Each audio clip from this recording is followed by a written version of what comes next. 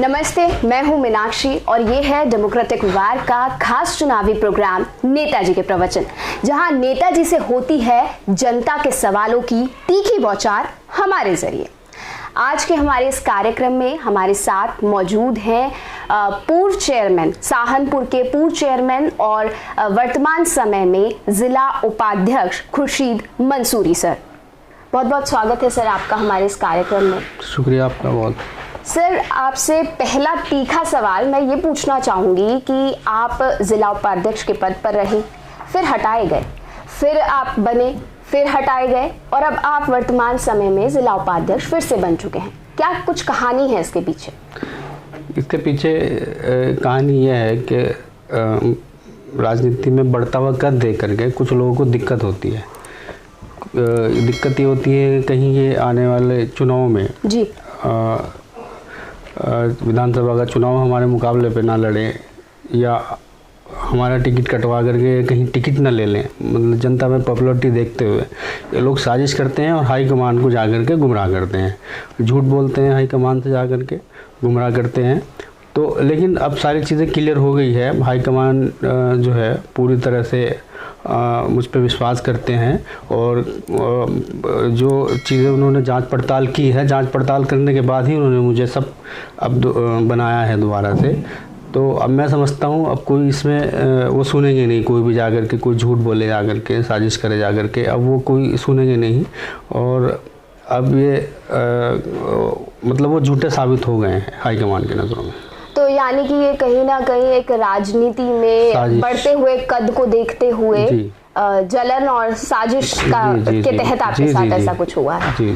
Corona के दौरान आपको ऑक्सीजन सिलेंडर मैन कहा जाता था। आप एक दिन में 7 से 8 सिलेंडर जो है वो, तो क्या उसके बाद आपके साथ ये जिला उपाध्यक्ष को हटाने का जो कहानी है ये हुई थी रिपीट, तो क्या इतना अच्छा काम करते हुए ज़िले में आपके मतलब एक बहुत अच्छा आपने उस दौरान काम किया, तो जो हाई कमान थे पार्टी के, तो उन्होंने ऐसा कदम लेते हुए क्या जांच पड़ताल आपके हिसाब से पहले नहीं कर लेनी चाहिए थी पद से हटाने से पहले?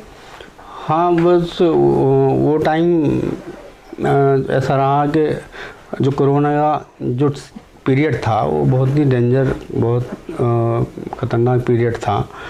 तो मतलब हर आदमी उससे कहीं ना कहीं जूझ रहा था, कोई खुद या कोई फैमिली से या किसी का रिश्तेदार कोई ना कोई चपेट में ज़रूर था। इतनी महामारी ख़तरनाक भी वो थी कोरोना की। तो उस समय में जब हमारे ज़िले में कोई ऑक्सीजन प्लांट कोई चालू नहीं था, ऑक्सीजन सिलेंडर का कोई प्लांट चालू नहीं था, तो हम लोगों ने उत्तराखंड से कई प्लांटों से हमने अरेंज करके ऑक्सीजन मंगाई और यहाँ हमने बंटवाई फ्री ऑफ कॉस्ट ऑक्सीजन। और उसके साथ साथ लॉकडाउन भी रहा पहले।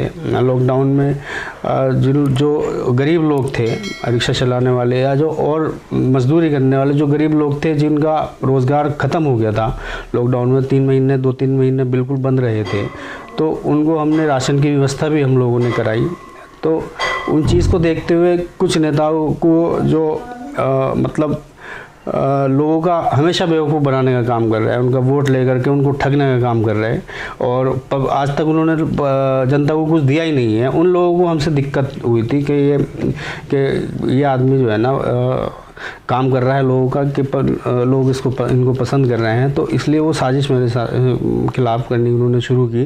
तो लेकिन जो आपका सवाल है, जो हाईकमान ने पहले क्यों नहीं जांच पड़ताल की, तो देखिए एक बार अब उन्होंने एक पक्ष सुन लिया था, ठीक है, एक पक्ष सुन करके उन्होंने विश्वास दिला दिया था उनको। जैसे भी विश्वास दिलाया कि इनकी दूसरे दलों से साठ-गांठ है या जो भी विश्वास इनको दिला दिया था, तो उसके बाद फिर हमने जब अपना पक्ष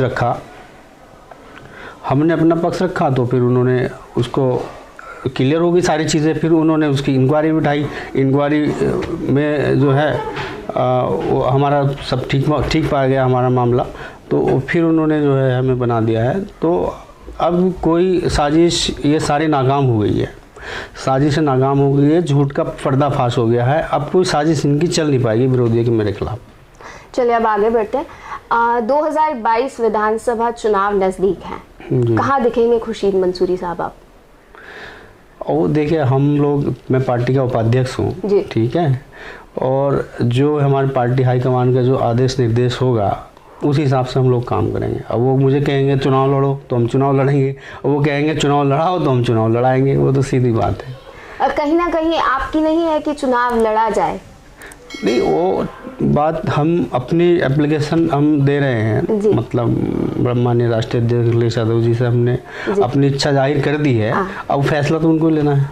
आप जैसे बता रहे हैं कि आपने अपनी इच्छा जो है जाहिर कर दी है, तो अगर समाजवादी पार्टी आपको टिकट नहीं देती है तो क्या आप भविष्य में इंतजार करेंगे या फिर किसी दूसरे दल के साथ टिकट पे लड़ेंगे?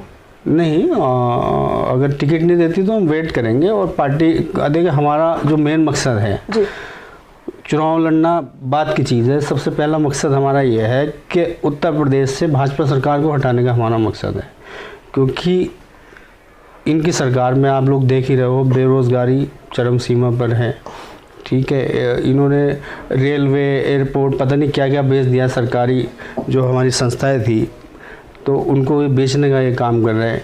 और महंगाई चरम सीमा पे है, और गैस सिलेंडर का हाल देख लीजिए आप, पेट्रोल डीजल का हाल देख लीजिए, बहुत बुरा हाल है। किचन चलाना मुश्किल हो गया है, मतलब एक आम आदमी को घर चलाना मुश्किल हो गया है।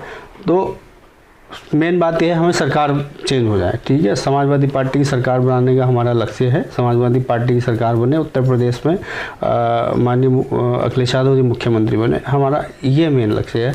अगर अखिलेश यादव जी मुझे कहेंगे आप चुनाव लड़ाओ, ठीक है, तो ज़िले का उपाध्यक्ष होने के नाते मेरा फ़र्ज़ बनता है कि ज़िले की 8 की 8 सीट जिताने का प्रयास किया जाए, कोशिश की जाए। 8 की 8 सीटें हम ज़िले की जीतें। समाजवादी पार्टी से क्या उम्मीद करते हैं 2022 के विधानसभा चुनाव में, कितनी सीटें ला पाएंगे? देखिए इस टाइम जो है उत्तर प्रदेश की जनता भाजपा से पूरी तरह त्रस्त है, और मतलब मैं तो ये समझता हूँ कि 90% लोग जो हैं, बिल्कुल 90-95% लोग जो है सरकार बदलना चाह रहे हैं, ठीक है। वो सरकार बदलना चाह रहा है, भाजपा की समाजवादी पार्टी की सरकार लाना चाह रहा है। तो हम तो उम्मीद करते हैं कि 400 सीटों के आसपास हमारी आनी चाहिए। किसान आंदोलन को एक लंबा वक्त हो चुका है, कृषि कानूनों को लेकर यूपी, खासकर पश्चिम यूपी में बहुत बड़ा उबाल है।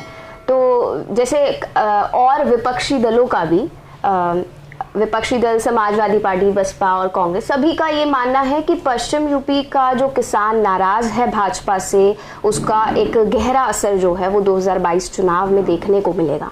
लेकिन कई जो पॉलिटिक्स के अच्छे जानकार हैं उनका ये कहना है कि किसान भले ही सरकार से कितना भी नाराज हो, लेकिन जब वो वोट देने जाता है तो वो जाति और धर्म के आधार पर पहले वोट देता है।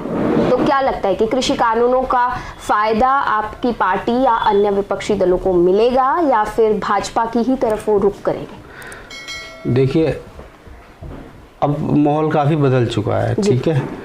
अब जो हिंदू मुस्लिम की राजनीति ये लोग करते हैं भाजपा वाले, उससे पब्लिक उब चुकी है, ठीक है।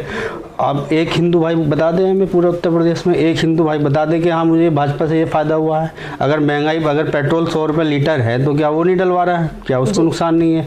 डीजल अगर वो 90 रुपये है तो क्या वो नहीं डलवा रहा है डीजल? क्या गैस सिलेंडर वो नहीं खरीद रहा है? एक हिंदू भाई बता दें हमारे, जो GST से, किसी चीज़ से, नोटबंदी से किसी को फ़ायदा हुआ बताएं? किसी को फ़ायदा नहीं हुआ। अब परिस्थिति बदल चुकी है, हिंदू मुस्लिम की राजनीति अब प्रदेश में तो चलने वाली अब है नहीं, ठीक है। अब ये जो इनके पास जो ये मुद्दा था अब ये ख़त्म हो चुका। अब लोग इससे ऊपर उठ करके लोग डेवलपमेंट की तरफ देख रहे हैं, विकास की तरफ देख रहे हैं, रोज़गार की तरफ देख रहे हैं। तो आने वाला जो चुनाव है वो डेवलपमेंट पे होगा, रोज़गार पे होगा। तो ये अब जो है इस बार पूरी उम्मीद है कि जनता बदलाव करेगी और समाजवादी पार्टी की सरकार बनेगी। आपने अभी जिक्र किया रोजगार का। यूपी में किसी भी तरफ से अगर एंटर करें तो बड़े बड़े पोस्टर और बैनर दिखाई देते हैं। मुख्यमंत्री योगी आदित्यनाथ के साथ, फोटो के साथ बड़े अच्छे शब्दों में लिखा है कि युवाओं को 4 लाख रोजगार दिया गया। क्या लगता है आपको इस पर?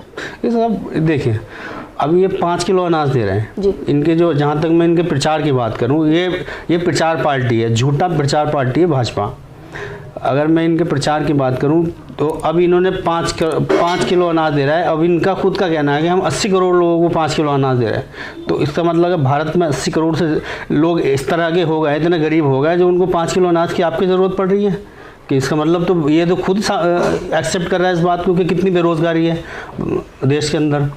तो अब इसी तरह से 5 किलो अनाज में भी 5 किलो अनाज तो है वो ख़राब, मतलब 3rd क्लास जिसको कह देते हैं, फ्रेश नहीं है। और जो उसके साथ जो थैला है जिसमें मोदी जी का, योगी जी का फ़ोटो लग रहा है, वो 150 रुपये का थैला है। और जो उसके अंदर जो सामान है वो 50-60 रुपये का सामान है। तो ये झूठा प्रचार होर्डिंग से, बैनरों से केवल ये झूठा प्रचार करते हैं। इसके अलावा ज़मीन पे एक काम आप ज़मीन पे गिनवा दें कि ये इन्होंने ज़मीन पे ये काम किया है, इससे लोगों को फ़ायदा हुआ है, हिंदू मुसलमान किसी को भी फ़ायदा हुआ है। तो अब लोग जो है ना सब जान चुके हैं इनकी चालाकियाँ, अब ये चलने वाली नहीं है। आपने कहा भाजपा के लिए कि ये प्रचार पार्टी है, लेकिन प्रचार तो कोई भी सरकार रहे, किसी भी योजना को लाए या कहीं भी सामान दे, कुछ भी दे, गरीबों को राशन बांटे, हर पार्टी प्रचार करती है। नहीं, ये झूठा प्रचार करते हैं। हम समाजवादी पार्टी सच्चा प्रचार करती है। समाजवादी पार्टी ने लैपटॉप दिए, सच्चा प्रचार था, ठीक है। समाजवादी पार्टी ने पेंशन दी, सच्चा प्रचार था।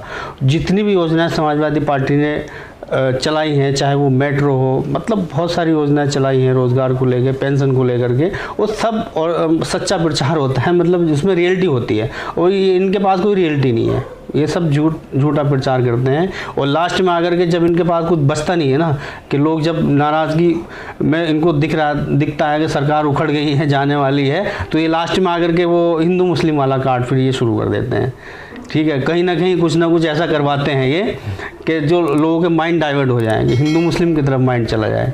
अब देखिए आप दिल्ली के चुनाव में इन्होंने क्या किया लास्ट में, अनुराग ठाकुर ने 2020 मैच है, ये इस तरह की वो करते हैं, ये मतलब 20% का और 80% का मैच है, इस तरह से मतलब वो डिवाइडेशन करने की कोशिश करते हैं ये। तो वो जनता कब तक वेट करे बताइए इनके झूठ पे। झूठ तो एक ना एक दिन मतलब जो है ना सामने आता है, ये सच्चाई तो सामने आती है। तो ये है। किसान आंदोलन को लेकर समाजवादी पार्टी आपको क्या लगता है कि कहाँ तक इससे एक बड़ा फ़ायदा ले पाएगी? देखिए किसान सारा नाराज़ है, ठीक है। और किसानों ने मन बना लिया है कि इस सरकार को, भाजपा सरकार को, भाजपा के लोगों को वोट अब नहीं देंगे किसान, ठीक है।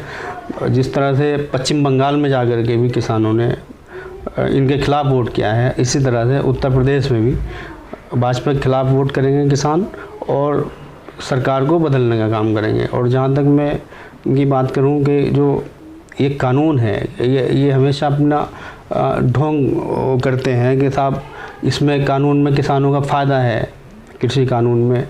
लेकिन जब कोई भी किसान नहीं चाह रहा कि ये कानून लागू हो, क्यों आप लोग इसमें ज़बरदस्ती कर रहे हैं? आप लोग जो सालों से आंदोलन चल रहे हैं, सालों से किसान सड़कों पे बैठा है, तो आप लोगों को क्या मोहब्बत है किसानों से, क्या लगाव है? तो आप तो सीधे जो है ना, आप किसी के भी साथ नहीं हो, आप केवल अडानी अंबानी उन्हीं के आप पैटर्न पे चल रहे हो। जो वो लोग कह रहे हैं वो कानून बना रहे हैं लोग। तो ये थे हमारे साथ जिला उपाध्यक्ष खुर्शीद मंसूरी साहब। अगली बार फिर मिलेंगे किसी दूसरे नेताजी के साथ।